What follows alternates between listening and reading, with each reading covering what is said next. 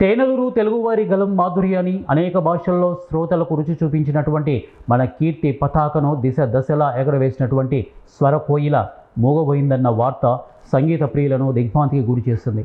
తన పాటలతో జగమే ఊయల చేసినటువంటి మధుర గాయని ఎస్ జానకి ఇక లేరన్న చేదు వార్త విని సర్వత్రా ఆవేదన వ్యక్తమైంది. తన సుమధుర కంఠంతో ఆబాలగోపాలాన్ని ఓలలాడించినటువంటి బహుభాషా గాయని ఎస్ జానకి శనివారం రాత్రి మైసూరు నగరంలో గుండెపోటుతో కన్నుమూశారు. ఆంధ్రప్రదేశ్లోని ఉమ్మడి గుంటూరు జిల్లా రేపల్లె పాత తాలూకాలోని నిజాంపట్నం మండలం పల్లపట్ల వాస్తవ్యాలైనటువంటి ఆమె 6 ఏళ్లుగా మైసూరు బన్నూరు రోడ్డులోని ఫామ్ హౌస్లో నివాసం ఉంటున్నారు. ఎల్లప్పుడూ ధవలవర్ణ సాంప్రదాయ చీరకట్టులో కనిపించేవారు. కొన్నేళ్లుగా వయోభారం, అనారోగ్య సమస్యలతో బాధపడుతున్నారు. ఇటీవలే భోగాది నగరంలోని ఎస్బిఎం లేఅవుట్ నివాసంలో అద్దెకు ఉంటున్నారు. నవీన్, పవన్ అనే వ్యక్తులు ఆమెకు తోడు నీడగా ఉంటూ సేవలు చేస్తూ వచ్చారు. వారం క్రితమే ఆమె మంగళూరుకు చెందినటువంటి తన అక్క ఇంటికి వెళ్ళి తిరిగి వచ్చారు.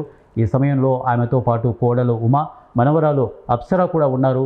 గత సంవత్సరం ఆమె తన కుమారుడు మురళీకృష్ణను కోల్పోవడంతో తీవ్ర మానసిక కుంగుబాటుకు గురయ్యారు. బయట ప్రపంచంతో సంబంధాలు తెంచుకొని మౌనంగా ఉండిపోయారు.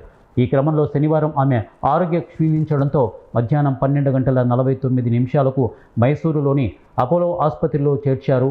ఆమెను పరీక్షించినటువంటి వైద్యులు వెంటనే ఐసీయూకు తరలించి చికిత్స అందించారు. అయినా ఆమె మళ్ళీ ఆర్గాన్ ఫెయిల్యూర్గా బహుళ అవయవ వైఫల్యంతో గుండెపోటుకు గురయ్యారు. రాత్రి 7:30 ఆమె మరణించారని ఆసుపత్రి వైద్యులు వెల్లడించారు. ఈ విషయం తెలుసుకొని ఆమె బంధువులు, స్థానిక ప్రజాప్రతినిధులు, అభిమానులు ఆసుపత్రి వద్దకు భారీగా తరలివచ్చారు. ఆమె అంత్యక్రియలు ఆదివారం సాయంత్రం 5 గంటలకు మైసూరు బోగాది సమీపంలోని కనియరాహుండి గ్రామంలోని ఫామ్ హౌస్లో జరుగుతాయని బంధువులు మీడియాకు తెలిపారు.